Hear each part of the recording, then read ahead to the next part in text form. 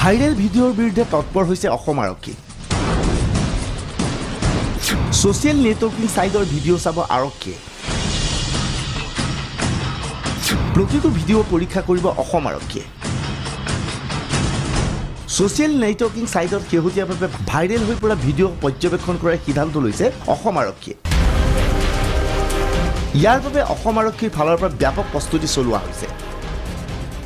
Cyber ডোমটো actually এইটো government of আছামৰ project আচলতে। চাইবাৰ ডোমটো গভৰ্ণমেণ্ট অফ আছামৰ প্ৰজেক্ট, গতিকে এইটো হওঁতে অলপ সময় লাগিব। কিন্তু এট দ্য ছেইম টাইম আমি এটা পাইলট প্ৰজেক্ট আনিছোঁ মিনিষ্ট্ৰী অফ হোম এফেয়াৰ্ছৰ পৰা।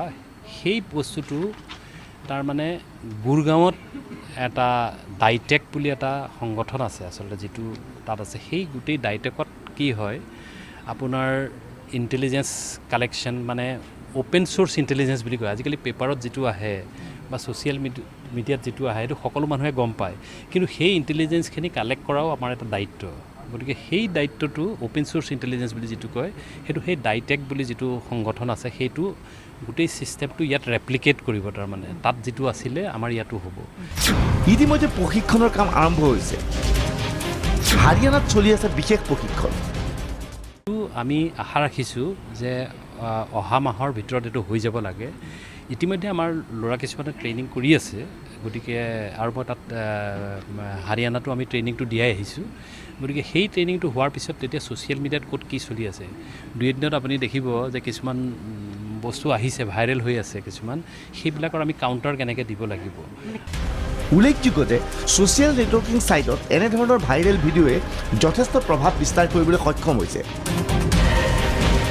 বহু ক্ষেত্ৰত দেখা যায় এনেবোৰ ভিডিঅ'ৰ তথ্য সত্য নহয়।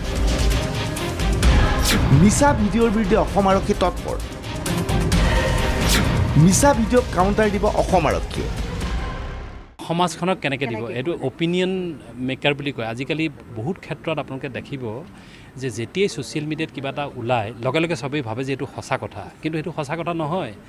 গতিকে সেই তাৰ যিটো কাউণ্টাৰ নেৰেটিভ বুলি এটা কথা আছে, বা তাৰ কাউণ্টাৰটো কি, আচল কথাটো কি, সেইটো পুলিচ হিচাপে নহয়, মানে প্ৰত্যেকজন নাগৰিকৰো এইটো কৰ্তব্য যে তেওঁলোকে কাউণ্টাৰ নেৰেটিভটো চাব লাগে আৰু তেওঁলোকেও এইটো ভাইৰেল কৰিব লাগে।